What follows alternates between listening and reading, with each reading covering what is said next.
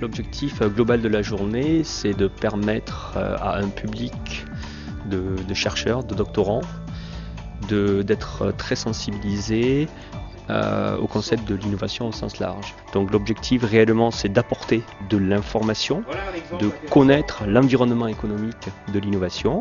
Et un deuxième objectif, c'est de rendre actifs les doctorants sur un atelier justement où on va travailler sur la crédibilité d'un projet innovant. Je suis persuadé que chaque doctorant a potentiellement une idée à développer, à imaginer, à construire pour du développement économique. C'est là-dessus qu'il faut les mobiliser. Ces gens-là passent beaucoup de temps dans des laboratoires, ont une science importante. Il faut savoir transformer cette science en projet, en produit innovant. On accueille donc pendant une semaine en résidentiel et des doctorants de Tours et des doctorants d'Orléans.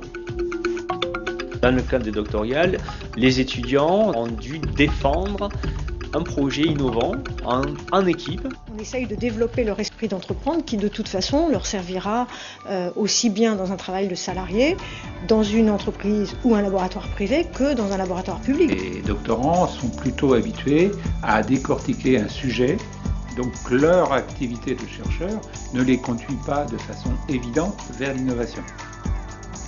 La première des choses, c'est leur montrer qu'en travaillant en équipe, en particulier en équipe pluridisciplinaire, on est capable de le faire, de se comprendre et de créer ensemble des choses innovantes.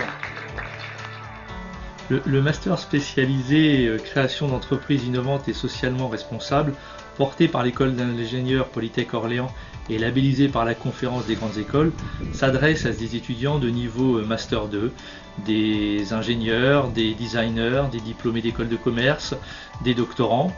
Tous ces étudiants doivent avoir un projet de création d'entreprise et sont donc accompagnés par des professionnels et des enseignants. C'est un partenariat établi entre l'école d'ingénieurs Polytech Orléans et Orléans Val-de-Loire Technopole, où chacun apporte son expertise.